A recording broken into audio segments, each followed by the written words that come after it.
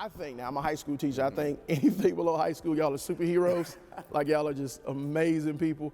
So why did you choose middle school? Okay, so the reason I chose middle school, and it's always funny because I get this question all the time when I tell people I teach middle school. They like, middle school? I'm like, yes, I teach middle school. But the reason I chose middle school was because I like to see how the students develop. Like, I feel like there's so many emotions that are going on in middle school. Like, middle schoolers are roller coasters. One day they're all the way up, and one day, the next minute or next second, they're all the way down. So with middle school, I like to just see them developing and how their pretty much their emotional intelligence develops throughout that. And then through that emotional intelligence, seeing them academically progress as well. So watching them change, I feel like that's when they change the most. And also, I feel like in middle school, that's the last time to really get them into something. Okay. I feel like when they get to high school, they kind of have their set plans of, hey, I'm going to do this, or I'm interested in this. I feel like middle school is that last almost opportunity. No hate on the high school. I know y'all have y'all's influence too, but I feel like that's like the last time to really like catch them. Like, yes, you can do it. This is what you're into.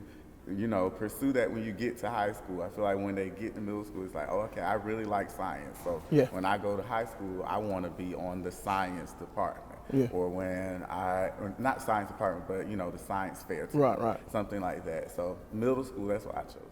Bigger deal it is, you know, being from here, going off, coming back, and bringing that energy back to your town. So leaving and coming back, I definitely think it helps because at one point I was like, oh yeah, once I'm gone, I'm gone. Like, I'm not coming back. But you know, you go to college and you really start to appreciate your roots. Yeah, man. And you see just how much your roots have, the things that have been implanted in me by my family and friends and the school in general have really impacted my life. And so thinking about coming back, it's always prideful because, you know, people are like, you came back and you're just doing so great and stuff. And I'm just like, you know, I would have never been here if it wouldn't have been from being from this town. That's right. And being from Edenton in general, like, these are where all of my roots are, and seeing everybody coming back and having that connection to my students. Great also. place. So like I know what my students are going through because I was once that middle school or high school, elementary, primary school student. I was another regular student just like everyone else. So I have that connection of knowing what it's like to live in Edenton. Where are the spots to go to? What does a middle schooler or high schooler have to do outside of just coming to school? Well, take us to your science class. We talked about it a little bit. Is it the old school science class with the high tables and the sinks and the? It's nothing like that no more. I have changed that thing all the way around. I still have teachers that be like, "Oh, you got a whole new science classroom." I was like, "Yep, I sure did." Okay. But just getting the students engaged in science is by having that wow moment. Okay. Almost like, "Oh, this is what happened," or just some type of thing that's gonna bring them in. For example, I brought in dry ice one time. You can get dry ice from the grocery store. But they were just so enthralled in being able to touch dry ice. And I was just like, you're going to burn yourself.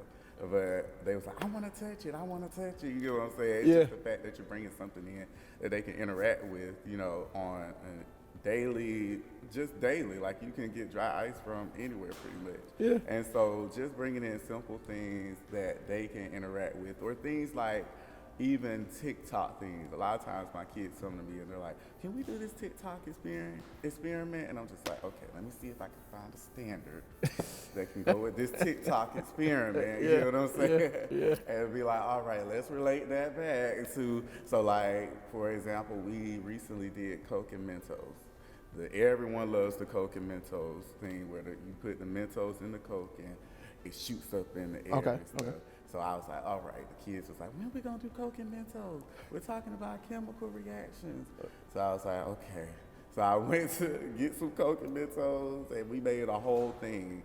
But I noticed that when it was time to assess the students and find out if they knew it, those are when my best scores are. When they get that wow moment. It's like something about the wow moment of a simple Mentos and a Coca-Cola going up in the air. and now they know everything about chemical reaction. I was like, you know, just doing a simple little wild lab for them just blows their mind sometimes. Yeah, that's awesome. That's awesome.